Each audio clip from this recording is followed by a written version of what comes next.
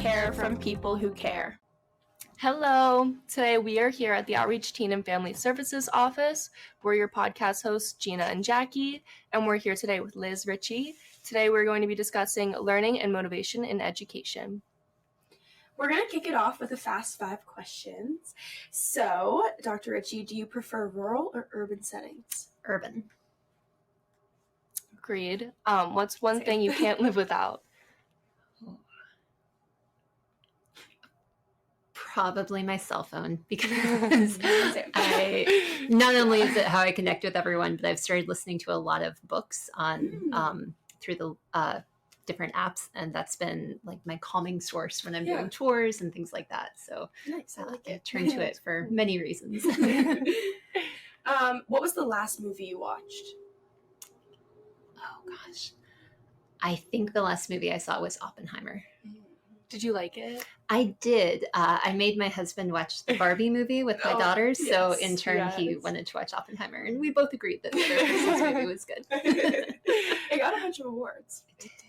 It did. What is your favorite hobby?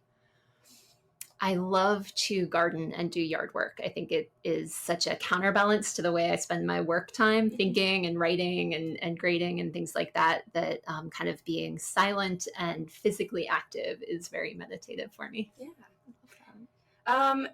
And then do you like research better or instruction?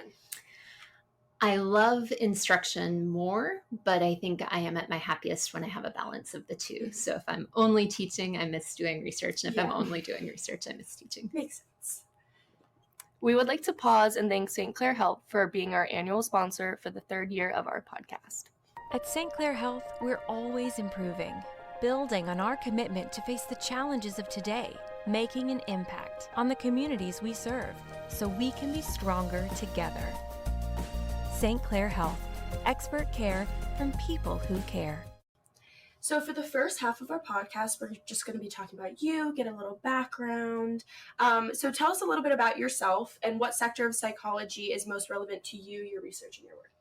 Yeah, so I am a teaching assistant professor of psychology at the University of Pittsburgh, and I have a PhD in cognitive psychology. So cognitive psychology can span a wide range of areas, from people who do very kind of neuroscience-y research and brain imaging, to people who study language, to people who study memory and learning. I'm in a very applied space in cognitive psychology. So I study different cognitive and motivational processes of learning. A lot of my research is done in classrooms, especially middle school science classrooms. But I like to think that I'm kind of taking those really hard principles of cognitive psychology and seeing how they apply in real world settings. That's awesome. Yeah. So as you just mentioned, you studied various topics throughout your undergrad at Pitt. What made you gain interest in psychology, and more specifically cognitive psychology, as like your future path? Yeah, I've taken a really winding path. I was never exposed to psychology. In high school, we didn't have psychology classes or anything. So I was always interested in science, but also writing and really humanities heavy areas. So when I came to college, I expected to double major in a natural sciences and a humanities track. So I thought I'd be a physics major or a chemistry major. And then I also was interested in things like religious studies and English writing. It was only after I took my first psychology course that I found that you can kind of combine these two spaces, the ones that are really focused on the human experience and human processes, and the ones that use the scientific method to understand things. And so finding that bridge, I think, really excited me about psychology. But I did also major in nonfiction English writing and religious studies. And I think all of those majors were just kind of different ways to explore how humans think and process events and learn. And as I increasingly grew interested in learning processes, I thought about careers in teaching or other areas of education. And I think cognitive psychology just emerged as a way that I could really try to have an impact on educational systems and also be in the classroom working with students. Yeah, kind of do it all. Yeah. So kind of going off that, what is your favorite part about your job, and what's one thing that you would like to do more of? So I love working with students. I find that to be by far the most rewarding. I really enjoy thinking about research and designing studies and writing papers. but research is a very long, slow process, and there's a lot of delayed gratification. So you might come up with an idea and publish a paper 4 or 5 years later. Teaching, I think, is kind of the more instant gratification part. You still put a lot of effort and planning into a course, but then you get to see students engaging with the materials in real time and see their reactions, and that can be tremendously rewarding. And then kind of at the end of the semester, reflecting with students on their experiences, hearing back from them. I love staying in touch with students. And sometimes they'll, keep in touch for years. I have some students who are well into their careers now and have been out of school for a while who still kind of email me and chat when they're in town. And that's really rewarding to me. Yeah. Fun fact, I did in fact take one of her courses at Pitt. Take it if you go there. But it's really cool. I feel like Jackie and I are both psychology majors, and I think it's like when you have a psychologist teaching your course, I always find it so interesting because they're always trying new things, trying to figure out what works, whereas some of my other courses that I've taken, it's really just they do what works for them and you go through the flow and everything, and it's fine, but it's always so cool to kind of see almost like research happening as you're taking the course and seeing what works best. And I always find them the most enjoyable, but I guess I'm biased. Me as well. I feel like many professors who are in the psych realm, they are very understanding, and how they set up their criteria definitely is very flexible. And so I really appreciate that. Along with you being a professor, what do you think makes a good instructor and helps motivate your students to be successful? So I think caring is the number one thing. Viewing teaching as an important part of your job, caring about students' experiences in the course, viewing it as an opportunity for them to learn and develop and grow, and having a clear mind of what those different areas are where they might be developing skills. I think it's important to recognize that not every student in the class is going to go on to become a PhD in your field. And so simply memorizing kind of the research facts or theories of the space shouldn't be the only goal in the course, and trying to kind of think about what can someone who's a non-major who's doing this for a gen ed requirement get out of this course, or what can someone who's still on the fence about it get out of the course. And I think listening to students, asking them questions and hearing their feedback can help guide that process too. Yeah, I think it's nice because we get those OMET surveys at the middle and then the end point, and I feel like a lot of times I'm always like, there's no way they actually read these and like take into account. And some of them, I'm sure it's hard because you get like hundreds of responses, but it is really cool that in some of the smaller classes when you see like the changes happen, and it kind of gives yourself some advocacy in your own learning, which is really nice. So kind of taking a bit of a shift here. What are your thoughts on assessments and specifically standardized tests such as the SAT, ACT, PSSAs, things like that? And then how do you use it in your classroom? Yeah, that's a great question. So I'll start with kind of the good in assessment. I think assessment can be a motivational tool for students. I have definitely heard from many students that knowing they have a paper or an exam helps motivate them to work through the material carefully. And I think having some measure of accountability is always important. Even the most engaged student has a lot on their plate. And if they have a reading assignment with no accountability versus other classes where they know they have exams, they're going to prioritize the place where they're being assessed. I also think even standardized tests can have a place in kind of formative assessment, tracking students and identifying places where they might benefit from additional intervention or additional opportunities. So, for example, there is a standardized test called the Measures of Academic Progress, I believe, the MAPS tests. They're administered in schools in the fall, winter, and spring.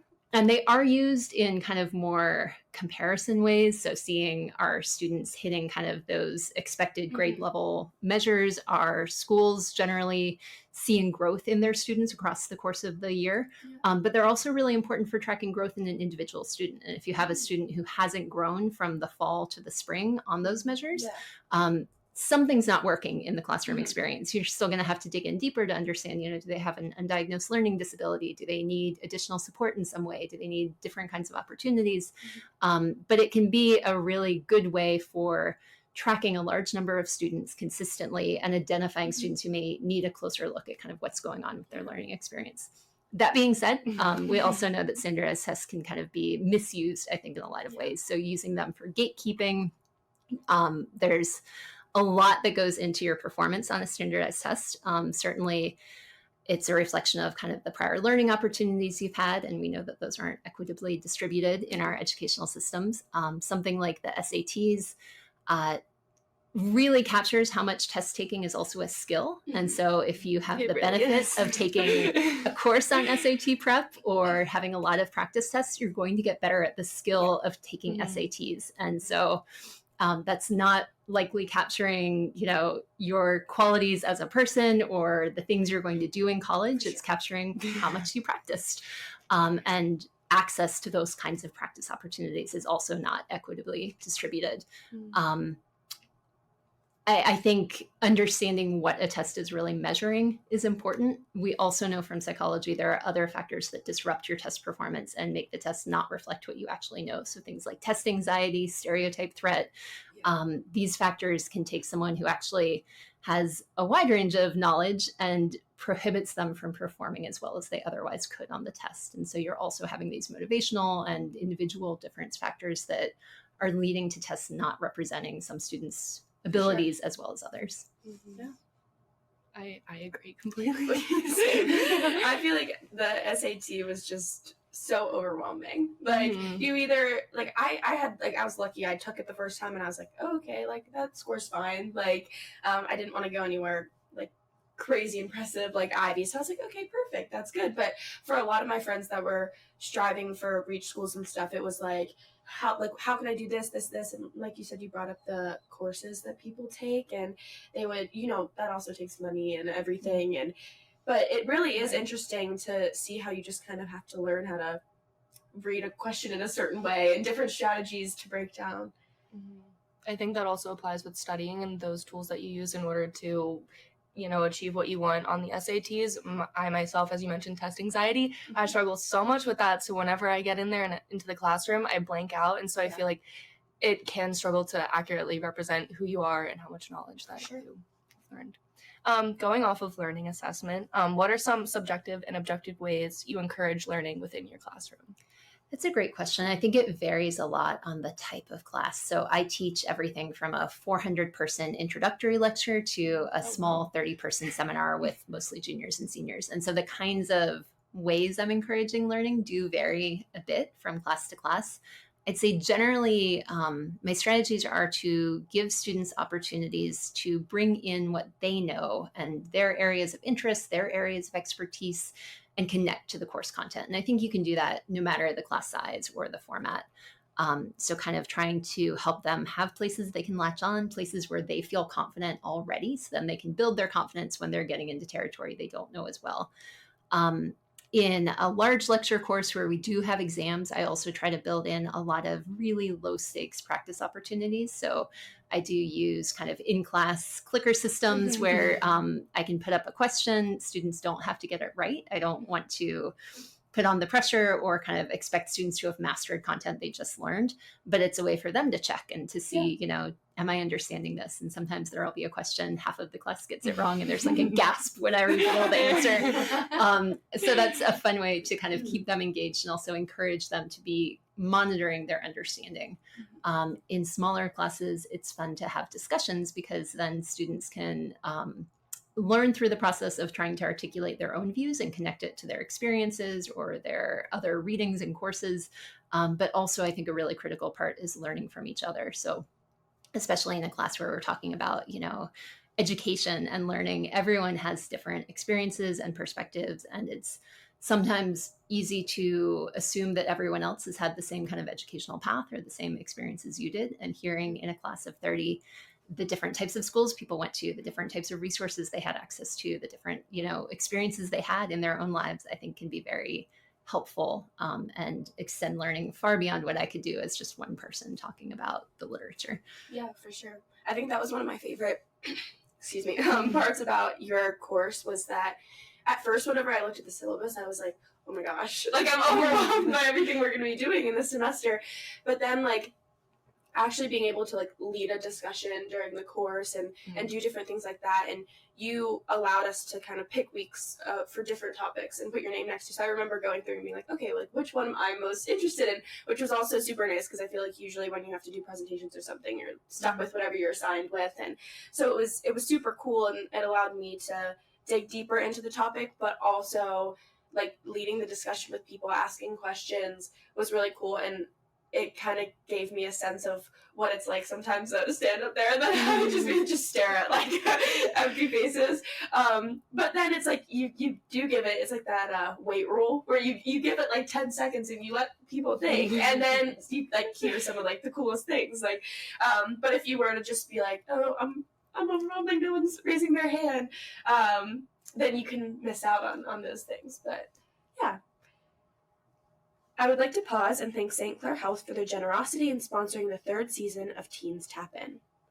At St. Clair Health, we're always improving, building on our commitment to face the challenges of today, making an impact on the communities we serve so we can be stronger together by creating reliable resources that recognize all of our neighbors with access to the highest quality healthcare, advanced care close to home, and a shared humanity that delivers on our joint vision to create a healthier community for all.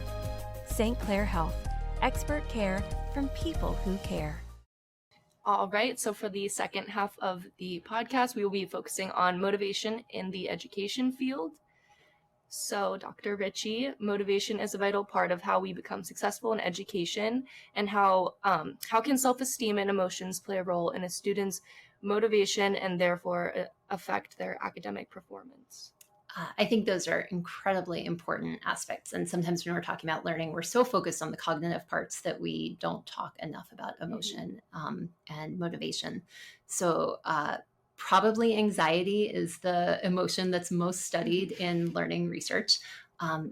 When you're anxious about something, it takes away the cognitive resources that you have available for other things. So if you're sitting there doing a math test and in your head you're thinking, oh, I'm not good at math, I'm going to fail, my grade's going to be bad, I'm not going to get into college, and you have all these worries, your mind is focused on those worries, and that's a part of your mind that can't be doing the math problems because it is occupied with those thoughts. So intrusive, anxious thoughts actually lead to worse performance because they're sapping away those cognitive resources that could otherwise be applied to the test itself.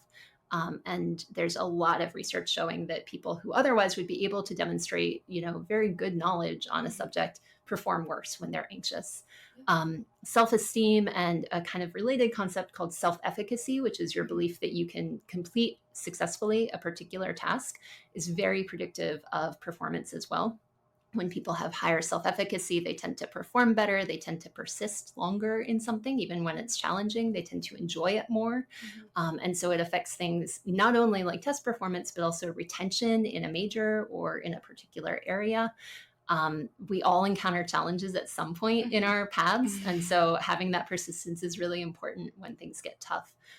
There's also research showing that if you have kind of perfectionist goals, that you really want to have high attainment, if you also have high self-esteem, it can actually lead to good performance outcomes. So having high goals can be beneficial.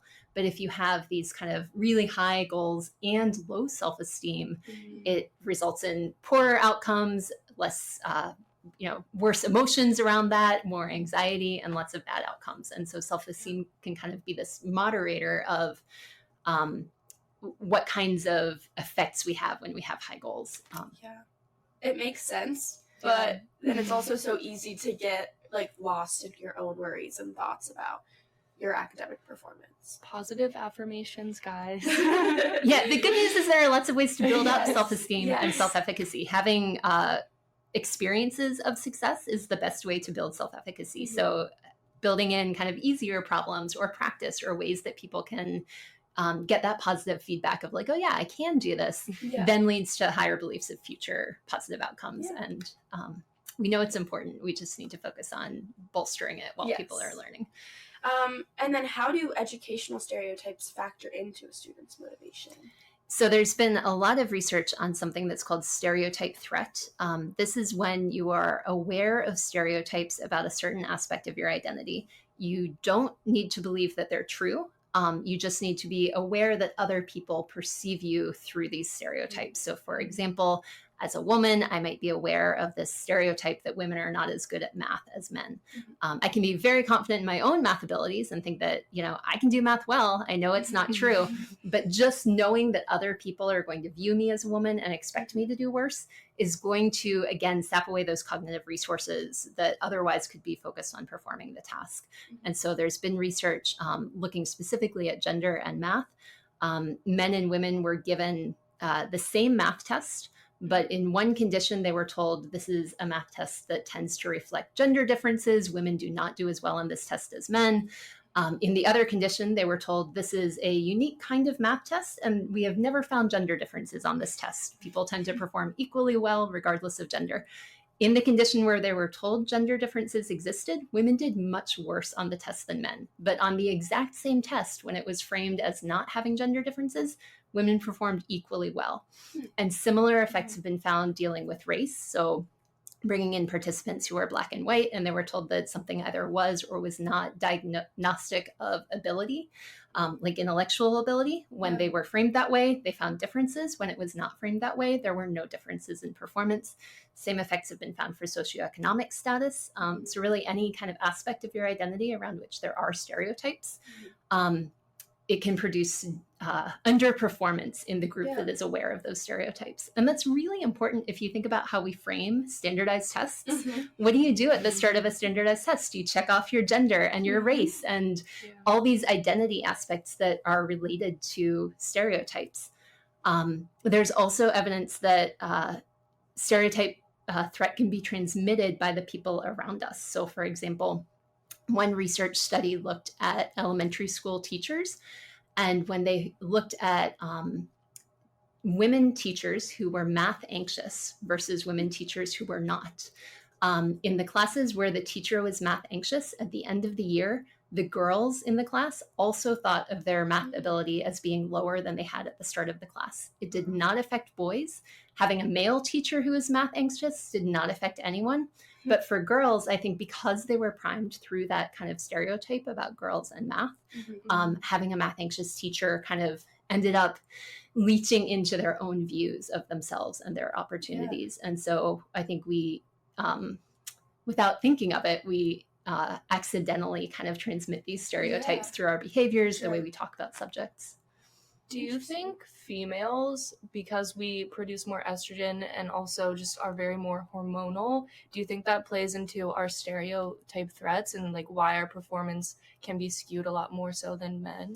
I think it has more to do with the persistence of stereotypes around us and our awareness of them.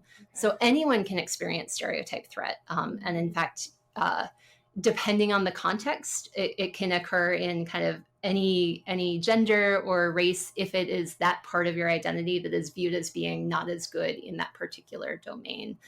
So I think there's even been research on like rapping and comparing race and finding that white rappers experience stereotype threat because of stereotypes in that space. So it's not only certain domains or certain kind of genders or races, but it just needs to be a domain where there are stereotypical views about your identity not being as good at that thing as other people. Gotcha. We kind of touched,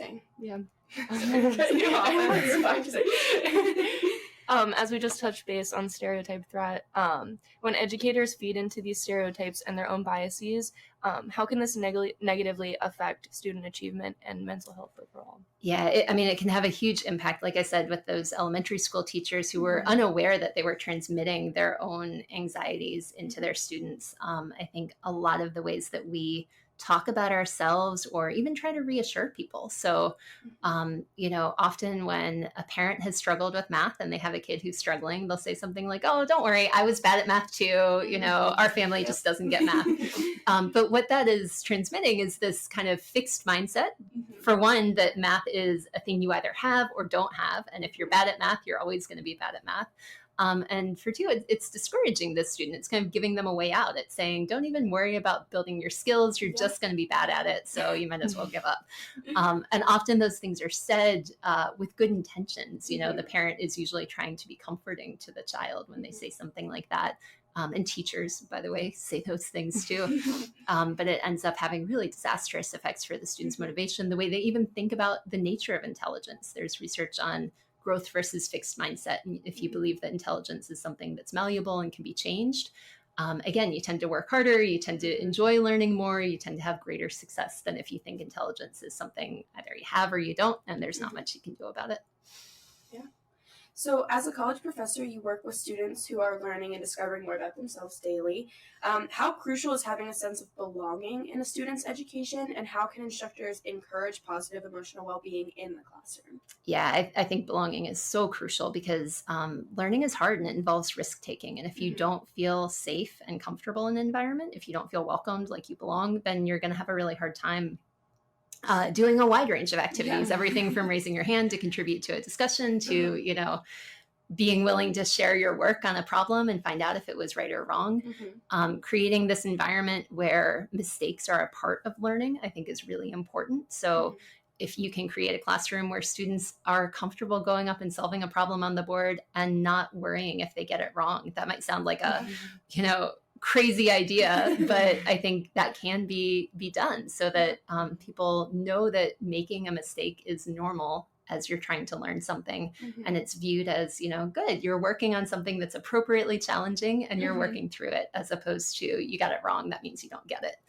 And I think that's kind of illustrates across all types of classrooms and learning environments how important it is to feel comfortable and safe. Yeah, I remember doing like games in elementary school with math problems, and you would often be on a team, and if you'd get it wrong, like the team would be like, no, which is like fair. I get it because you're working towards a goal and you want to win. But I feel like that was always so anxiety producing for me, because I would be like, oh my God, I can't get this wrong because then my team's gonna be mad at me, and then what if we lose and it's my fault that we lost? And it's just like this whole thing. So I do think like removing that, just that like idea that if you get it wrong, like it's your problem, basically, you have to figure it out, like that would be super helpful, especially at such a young age when you're still trying to mold like how confident you are in your own education. Trial and error is inevitably going to happen, so I feel like we shouldn't shy away from that. But our last question for you is, what advice would you give a student who may be struggling with motivation, and how can they achieve tremendous success? And also, what advice would you give a teacher looking to increase student motivation and engagement? So from the student perspective, two of the most successful interventions consistently are giving students an opportunity to reflect on their own values, so the things that matter to them. And they don't have to be academically related. So if you really value your family or your community or arts or religion or music, whatever it is, having students do these reflections on their values, they're called value affirmation interventions, and they've been shown to increase feelings of belonging, increase kind of persistence and confidence in whatever course the person's in. And that's something that you can do on your own without someone intervening and kind of guiding you through the practice. And even in a class that is maybe not ideal, if the instructor is not creating the most welcoming environment, those reflections on your values can still have a positive impact, because they kind of help recenter you and ground you in what you care about. The other one is called a utility value intervention, and that's where you reflect on how the thing you're learning matters for you in your life. So especially if you can see a direct connection, like, you know, learning fractions is going to be helpful because I love to bake and sometimes I need to double recipes. Sometimes it's a little harder to see those direct connections. You know, you might not see why calculus is going to matter in your life if you're not a math or physics major. But then if you can at least see the value in, well, once I pass this course, that requirement will be gone. And it's really important for me to, you know, master this well enough that I can move on with my classes. On the flip side, those are both things that teachers can also help reinforce. So you can help students see more value in the course just by making connections to the real world, talking about how the content can be useful in life, giving students opportunities to apply a theory or idea in their own lives and experiences. going back to the things we talked about creating a welcoming environment, increasing belonging. I think the final thing is just listening to students too. So you have to have an environment where students feel safe offering feedback. If it's not a welcoming environment, students may not feel comfortable giving you, critical feedback. But I have changed a course every semester based on the feedback I get from students, and they often share really fantastic ideas and things that I hadn't thought about. I think we get so in our own silos of teaching that we're often not thinking about what other classes are doing, what other teachers are doing, what students' schedules and lives are like. And so getting that feedback on how students are feeling and beyond just what their test scores are, but what the experience is like. For sure. Yeah. Lastly, this podcast would not be possible without the support of St. Clair Health. Please listen to the following ad. At St. Clair Health, we're always improving, building on our commitment to face the challenges of today, making an impact on the communities we serve, so we can be stronger together. St. Clair Health, expert care from people who care. Thank you to all of our listeners for your support, and thank you, Dr. Richey. New updates coming soon. Reach out to @podcast@outreach.org for any feedback or episode ideas. Thank you.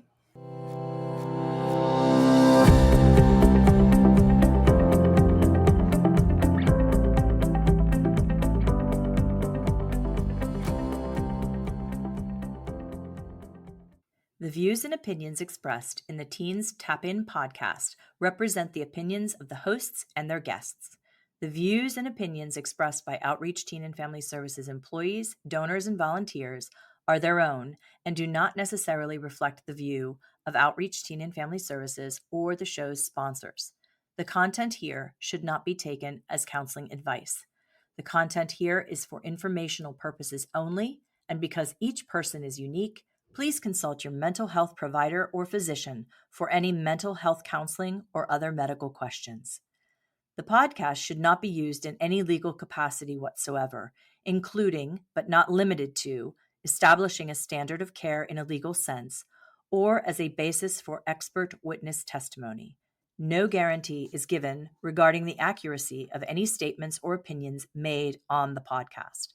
If you find any error in any of the content of the podcast, please contact us at podcasts@outreachteen.org.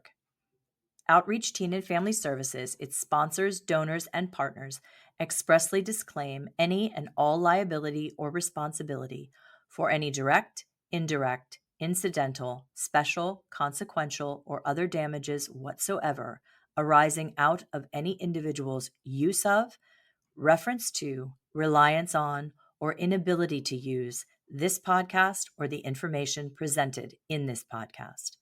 Please go to www.outreachteen.org to see the complete notice and disclaimer for the podcast episodes.